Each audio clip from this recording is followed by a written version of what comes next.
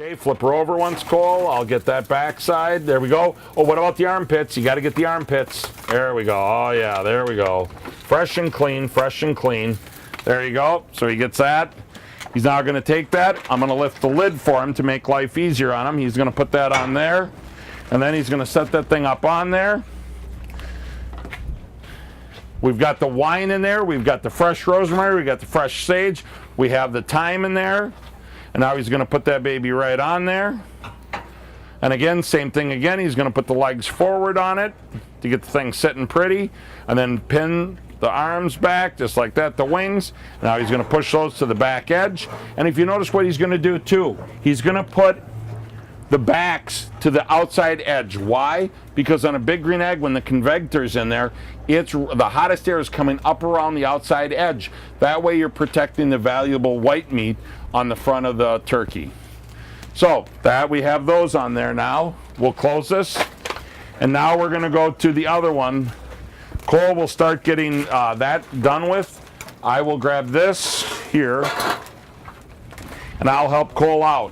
What we're going to do now is he's got this open. We're going to dump some of this chicken stock right down into here just like this. So I pour this in there, and I'm actually going to cut this with a little bit of water. So I always tell people when I make this slurry, I'm putting about probably 1 cup to 2 cups of chicken stock in there. And then what I'm going to do is I'm going to put it and cut it with some water. So I'll do this, put a little water in there,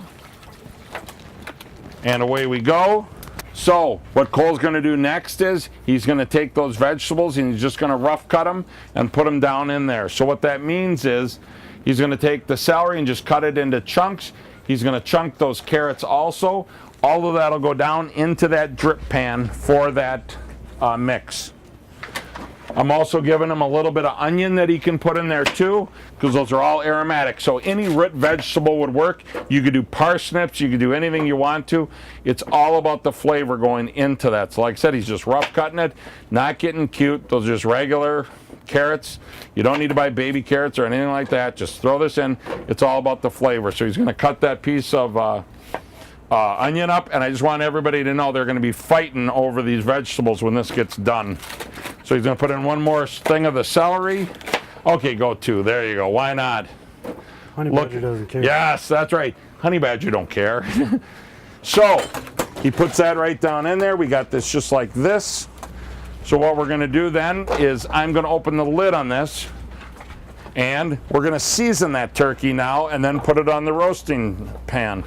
So this time we're going to use the Big Green Egg Kodiak River. So he's going to bring that back over to here. Whoa, that thing's juicy. So we're going to season it up again using the Kodiak River, as I said. So let me do this. There we go. And again, Cole's going to rub it down. This is, just so you know, a deep tissue massage. There we go. Armpits again, Cole. Yep, butt and gut. There we go. Little armpit action again. There we go. There you go, rub her around. I think you're good to go. That thing's ready to go on there. He plops that right onto there. Look at that. Ooh, that is absolutely beautiful. So we got that sitting on there like that. We just simply close the lid and we're done. As I said, it's approximately 12 to 15 minutes per pound to do it. And just so everybody knows, does anybody know which turkey is going to get done first?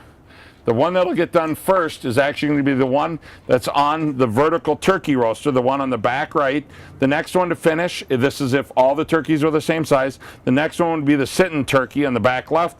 The last one would be the front one in there. And the reason for that is, obviously with having that liquid underneath on that V-rack, that's going to slow down the cooking process of that last turkey. That is true. Pouring any kind of baste. No, otherwise you never have to baste it. That's the beauty of a Big Green Egg. You do not have to baste food because it stays so moist. Yep, you never have to.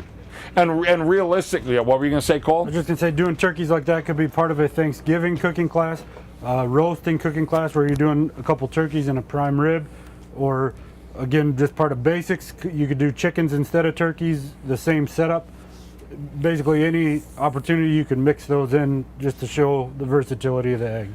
And realistically, it's always a good time in the Midwest to cook turkeys on your big green egg out in front of your stores. However, I will say this, if there's a perfect window of opportunity, it starts the week after Labor Day and obviously goes until Thanksgiving.